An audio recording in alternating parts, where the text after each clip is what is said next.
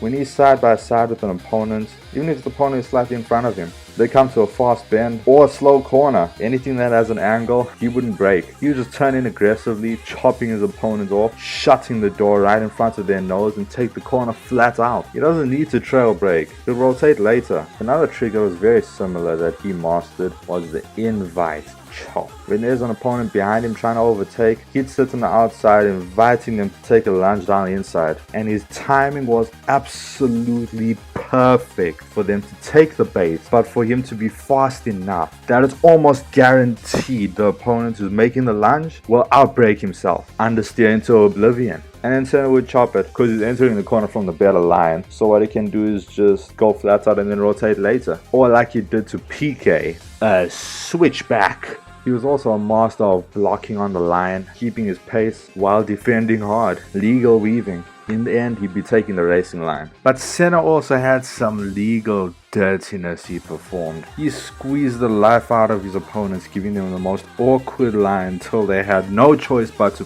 back out. This is Ayrton's suffocation, but unlike Max Verstappen, he did it properly as an aggressive art.